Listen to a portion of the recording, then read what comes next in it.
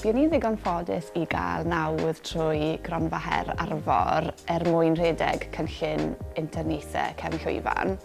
Yr her o'n i wedi adnabod wrth ymgeisio am y gronfa oedd y ffaith bod yna ddiffyg sgiliau cefn llwyfan yng Nghymru, yn enwedig pobl yn siarad Cymraeg. Nes I ymgeisio am yr interniaeth oherwydd wedi bod yn gweithio fel actor llawrydd am 4 blynedd diwetha. Nes I sylweddoli sgennau'n sgil arall o dan belt fi. Nath hwn just dod ar amser union gywir yn y lle gywir fyd, bod e'n agos I adre a bod e hefyd yn rhoi'r cyfle I Theatr Cymru. Pan nes I weld y cyfle, nes I fel, o'n I fel, cyn I wneud hwn. O'n i'n sicr eisiau datblygu y sgiliau yn yr ochr sain a goleuo, a nes I diseidio applaio.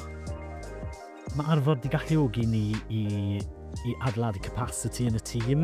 Ni wedi bod yn lwcus gyda lefel y sgil oedd gyda nhw'n barod a y ffordd nhw wedi ffitio mewn i'r tîm a wedi cyfrannu at y gwaith. Mae wedi bod yn wych I ni gael yr interniaeth hefo ni yn ystod cyfnod go brysur. Wrth gwrs ar hyn o bryd mae gennym ni dawns y ceirw sydd yn un bach lyflu dwi'n meddwl. Iddyn nhw allu cael I danadd I fewn I achos mewn byd bron yn wahanol I lot o sioia.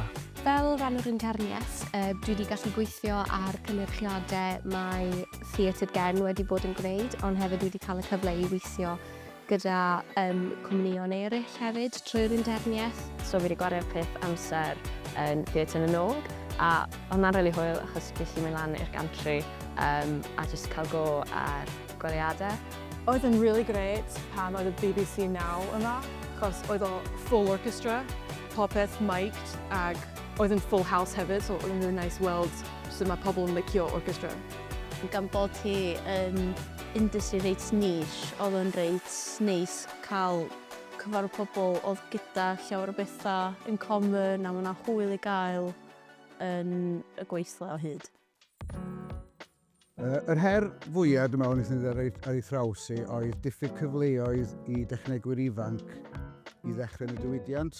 Wel mae cymorth ARFOR wedi bod o fydd enfawr I ni mwyn cael yr interniaeth I fewn. Nid yn unig I allu cael help ar yn ochr ni, ond hefyd mwyn gallu rhaid y cymorth yna I bobl ifanc neu pwy bynnag sydd eisiau gweithio mewn y maes I gael datblygu sgiliau newydd. Fel cwmni sy'n ei bencadlys yn ardal ARFOR ac yn gweithredu rhan fwy o'r amser o fewn y bedair sir sy'n rhan o ARFOR, mae hwn yn gynllun gwerthfawr iawn I ni o ran gallu datblygu'r gweithlu yna, gallu dangos yn gwerth ni, dangos y posibilrwydd I bobl o gallu cynnal gyrfa yn y sector celfyddydau yng Ngorllewin Cymru, bod hynny'n opsiwn iddyn nhw a bod yna gyfleoedd cyffrous I gael. Y peth gorau dwi'n meddwl yw y nifer o bobl dwi wedi cwrdd a rwydweithio trwy'r interniaeth yma, bod fi'n gallu gorffen y 6 mis o interniaeth a gwybod mae 'da fi cysylltiadau trwy'r interniaeth hefyd ynghyd â'r sgiliau fi wedi dysgu.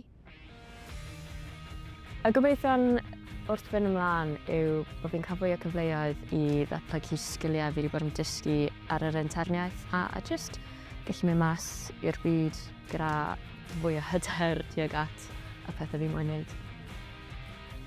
Be sydd bod yn wych ydy jyst I weld faint maen nhw wedi llechu hunan I fewn i'r gwaith yma ac yn amlwg eisiau dysgu ac wrth gwrs mae hynna jyst I fi yn golygu bod fi'n edrych ymlaen I allu gwahodd nhw'n ôl I weithio fyny rhywbryd eto yn y dyfodol. Lycan I fod technegydd sain neu periannydd sain, nawn ni weld os mae'n posib. Gobeithio fod yn lighting designer neu technician ar gyfer bandiau mawr ac mynd ar daith draws y byd.